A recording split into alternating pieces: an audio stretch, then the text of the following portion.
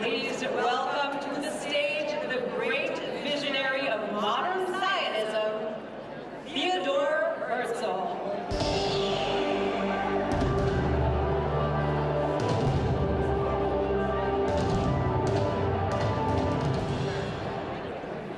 Hello, Theo. Can you help me open? This is actually an envelope.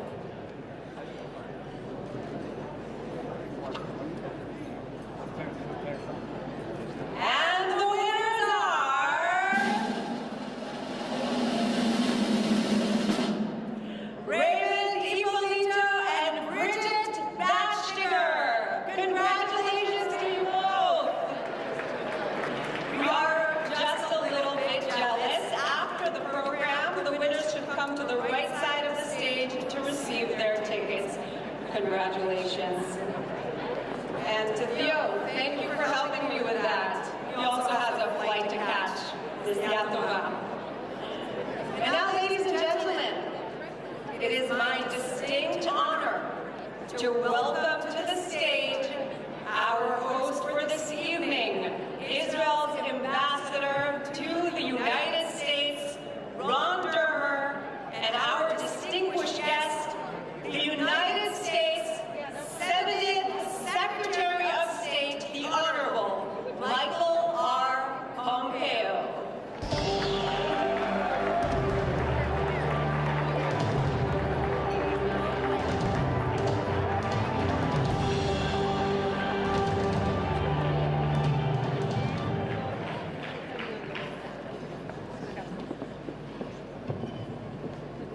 On behalf of my wife, Rhoda, and all my colleagues at the Embassy, welcome to Israel's 71st Independence Day celebration. I want to thank the many senior Trump administration officials, the over 50 members of Congress from both sides of the aisle, and the diplomats representing 70 nations who are here with us tonight. I especially want to welcome our guest of honor. Throughout his public life, first as a congressman, then as CIA director, and now as Secretary of State, he has been an unwavering friend of Israel and a great champion of the U.S.-Israel alliance. Please join me in welcoming the Secretary of State, Mike Pompeo.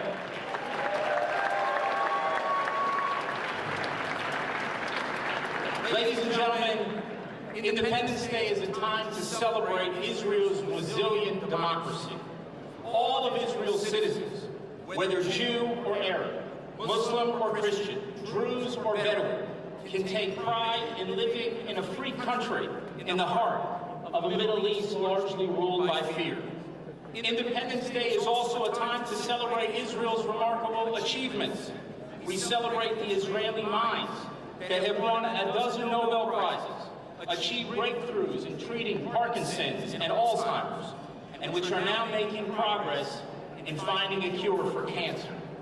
We celebrate the Israeli creativity that produces Oscar-winning films, James Beard award-winning chefs, and unforgettable Eurovision champions. We celebrate the incredible story of how in only 7 decades, a poor country with virtually no natural resources became a global technological power. Showcased at this event tonight are cutting-edge technologies from Israel that transform facial recognition and 3D imaging, provide the most advanced cybersecurity protection, and literally make water out of thin air. As the Breshit spacecraft, where is that spacecraft? As the Breshit spacecraft reminded us once again, for Israel, even the sky is not the limit. And for the record, technically, Breshit did land on the moon. And Israel is proud to be only the 5th country to crash land on the moon. Truth is, if all you want out of life are soft landings, Israel's not the place for you. Israel is a place for people who dream big, don't fear failure, and who, if at first don't succeed, try and try again. In fact, Israel is the place where the Jewish people boldly went to where no people had gone before, where a powerless nation was transported from 2,000 years of statelessness into a sovereign future, where an exiled people returned to the same land where their patriarchs prayed, their prophets preached, and their kings ruled, where the laws of history were defied, and where an ancient dream became a modern miracle.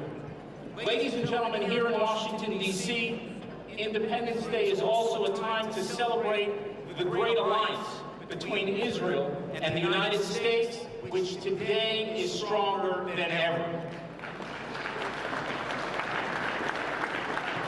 Israel is deeply grateful for the tremendous support it has received from President Trump and the entire Trump administration.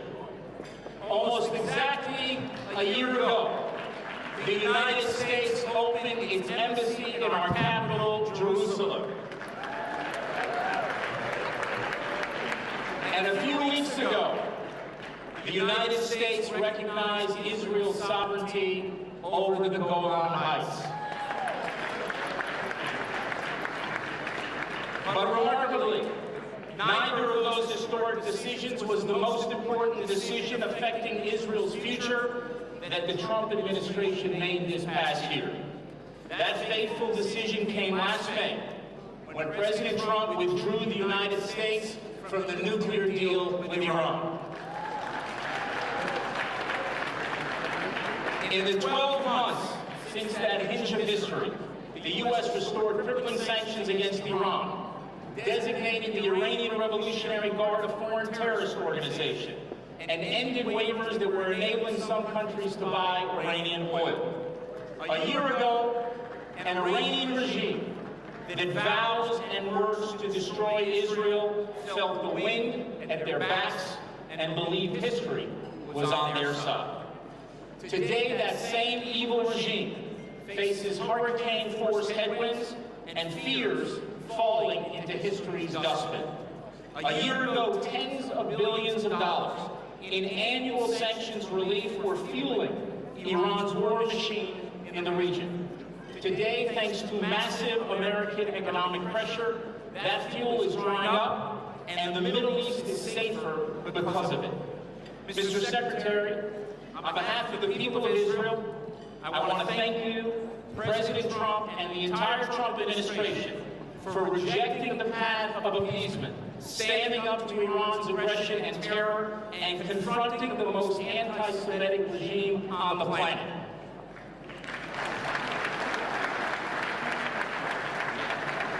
I also want to thank this administration for speaking out so forcefully against the resurgent anti-Semitism both here in America and around the globe.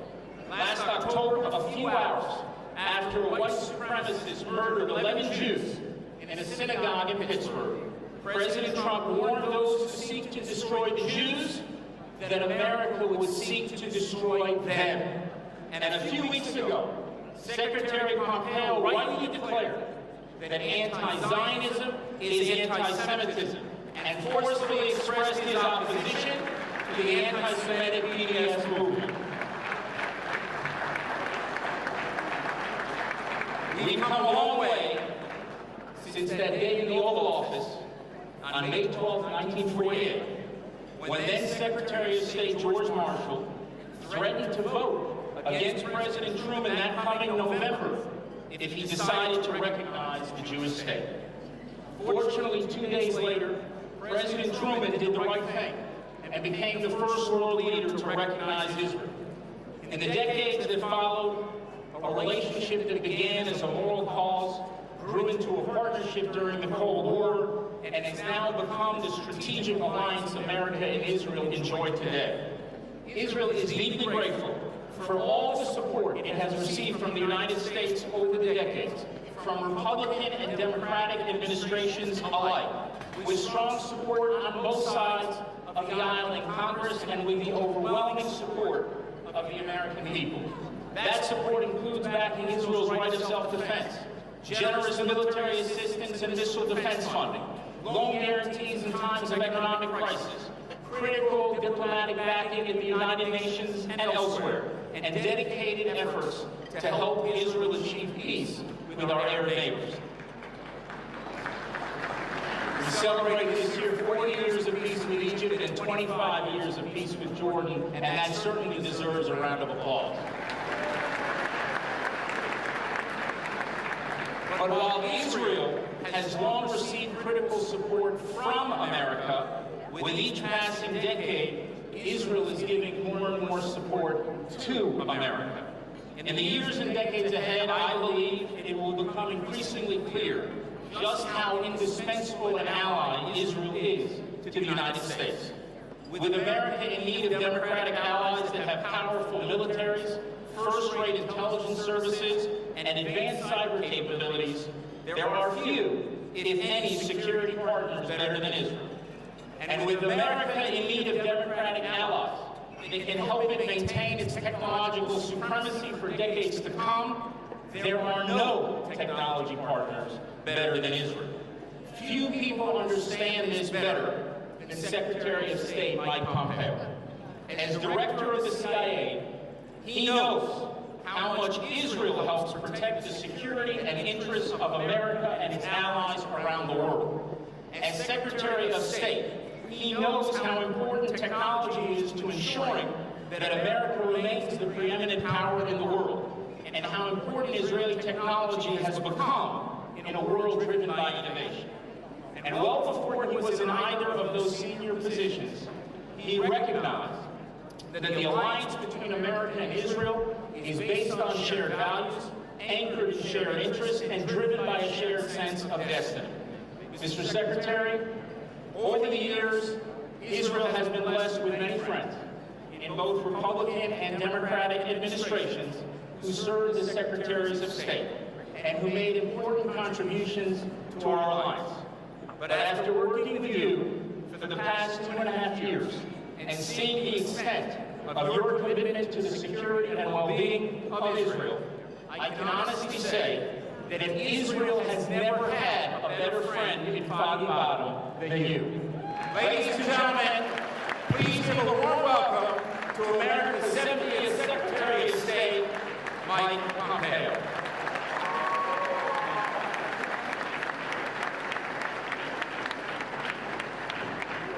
Thank you all. Good evening. Ambassador German, thank you for the kind remarks. I'm reminded when I'm introduced as the 70th Secretary of State that Donald Trump is the 45th President of the United States. So turnover in my gig is a lot higher. So it's great to be with you. Thanks to all the distinguished guests here tonight, members of Congress, fellow diplomats who are here. I also see a bunch of young people up over here to the left. It's wonderful that you are here tonight, too, to celebrate this Independence Day. I want also to extend a very warm welcome to all the Jewish community and faith leaders that are with us. It is great to be here with you. It's not only a privilege and a treat, but it's important. I want to ask you all just to think back until the moment that Ambassador Gerber spoke about, 1948. A moment when David McGurran read aloud the final text of Israel's Declaration of Independence at a museum in Tel Aviv. Tensions were running high. British rule in Palestine was ending that very evening at midnight. Arab states were about to invade. There was no electricity in Jerusalem, so few in the city could actually hear Ben-Gurion's words. But halfway across the world, America was listening, and it responded. It responded by formally recognizing Israel's new government just 11 minutes after that important announcement. The New York Times reported, yes, I'm going to quote the New York Times here tonight. The New York Times reported that the next morning, America's bold action prompted the Jewish people to breathe a collective sigh of relief. And even though bombs were being dropped in Israel, and the survival of the state was certainly far from certain, people in both our nations were celebrating. That celebration continues here tonight in this very room, in this special place. When we think about the statement that Ben-Gurion read, we're reminded of a similar document, one drafted on parchment by a 33-year-old man named Thomas, 243 years ago this coming July. Of course, the historical circumstances were different in many ways, but the similarities are striking. First, Each declaration forms its nation's political bedrock. Second, both speak of central ideas that are self-evident. In the American case, it's the truth that men are created equal and have rights that are unalienable. In the Israel case, there's a close parallel based on the tradition of the Hebrew prophets handed down, the right of the Jewish people to be masters of their own fate. Both documents were created by citizens who knew that their words must be backed up with military strength, who knew freedom requires an incredibly strong defense. They were prepared to commit to that. Both documents reject arbitrary distinction, with Israel's declaration guaranteeing, quote, the full social and political equality of its citizens without distinction of race, creed, or sex, and the full freedom of conscience, worship, education, and culture. It's these shared values that bind Americans and Israelis together. It brings us together to celebrate tonight. Since Israel's declaration was issued in 1948, the Jewish state, in the face of so many challenges that we all know, has developed an inspiring example of a free, democratic, and prosperous nation. Its population has exploded to more than 9 million citizens today. I had a chance to meet a number of those men and women over my time in the service, Congress, and now. I met some of my wife just this past March when we were there. I met some of the most amazing people, one of them being your current Prime Minister in Israel. I had the chance to visit him at the Western Wall. I was truly honored to go there to that special place with him. On the day that President Trump boldly recognized Israeli sovereignty over the Golan Heights. It was remarkable to be there as the first senior American to have gone to the Western Wall alongside an Israeli Prime Minister. And as you all know, and as Ambassador Durham recounted, it was just one of the many things that this administration has understanding with Israel. We certainly know of the announcement with respect to our embassy. We bolstered Israel's security too by applying maximum pressure against the single greatest threat to stability and security in the Middle East, and indeed the stability and security in Israel, the Islamic Republic of Iran. We pushed back hard too, and this is where we pushed back hard too, against any Israel bias in the United Nations, and will continue to oppose it wherever it raises its ugly head. We're unleashing a fight against anti-Semitism, a growing problem across much of the world, including, sadly, right here in the United States. I think the most important thing that you all should take away from these actions by this administration is that they are instinctive, they are reflexive, and they are right. And we do them because of that, because they're in the best interests of both of our peoples. I had an opportunity in London just now, a handful of days ago. I was honored to be the first U.S. Secretary of State to meet with the Archbishop of Canterbury. Along with other senior religious leaders, we talked about the risk of anti-Semitism in the United Kingdom and how we can work together to combat that scourge. Lastly, a brief word. The White House has a vision for peace between Israel and the Palestinians, which we will unveil this summer. It offers an opportunity, although no guarantee, that we hope we can have a brighter future for the Palestinian people. I'll close by returning to David Ben-Gurion. After reading the Declaration back in 1948, he was careful to ensure that a copy of it was placed safely in a deposit box, just in case.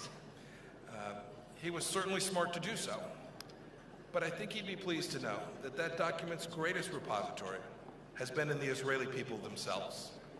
Just as the greatest guardians of Jefferson's work are Americans past and present. Today, individual liberty, democratic self-governance, and national sovereignty are the cornerstones of our two societies. And along with our Judeo-Christian heritage, they underlie our country's permanent, excellent relationship.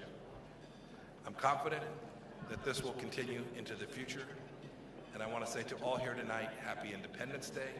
Thank you for being here, and may God bless you all, Israel, and the United States of America. Thank you.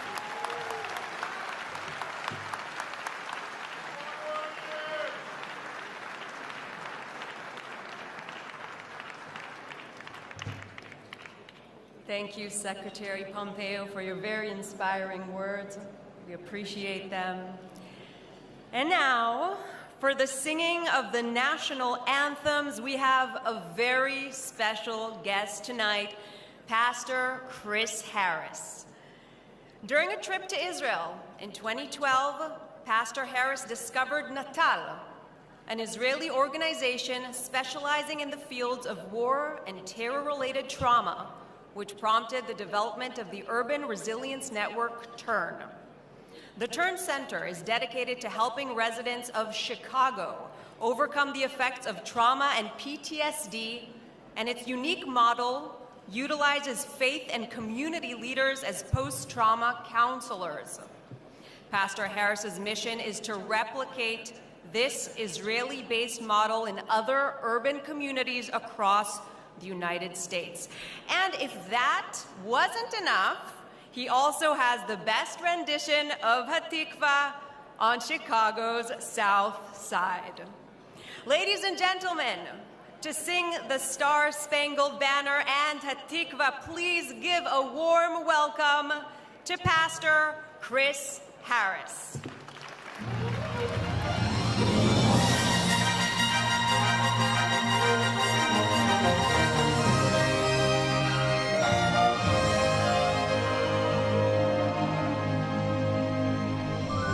If you love America, make some noise in here, everybody. Oh, say, can you see by the dawn's early light what so proudly we held at the twilight's last gleaming, whose broad stripes and bright stars through the perilous fight.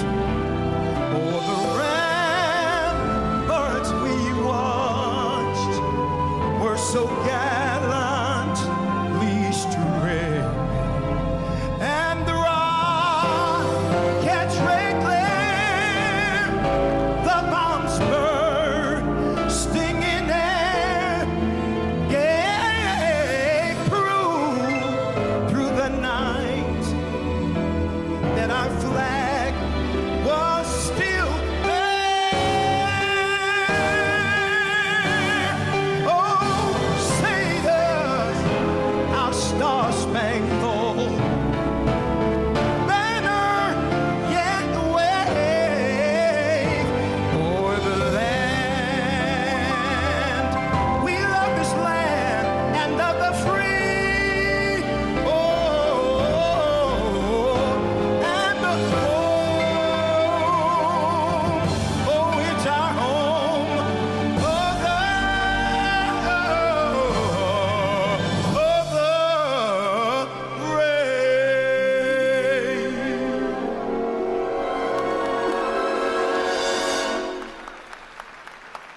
As a pastor in the African American community,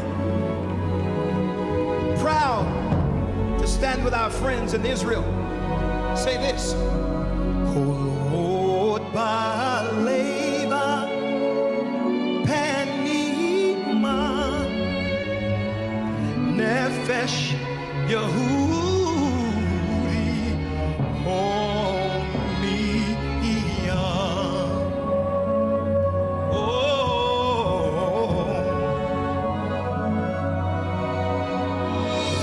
Atem Mizrach Kadima Ayen Letzion Sophia.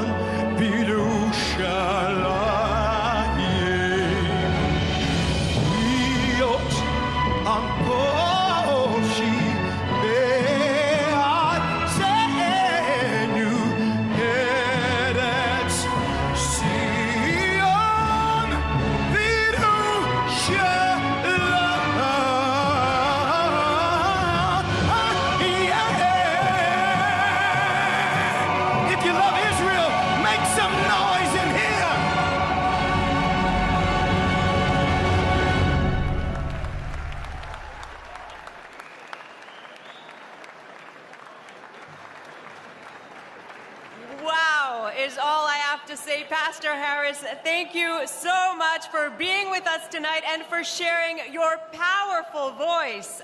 Beautiful.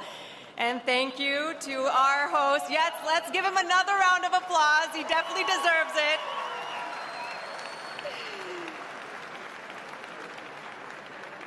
And to our host, Ambassador Ron Dermer, and our honored guest, Secretary Pompeo.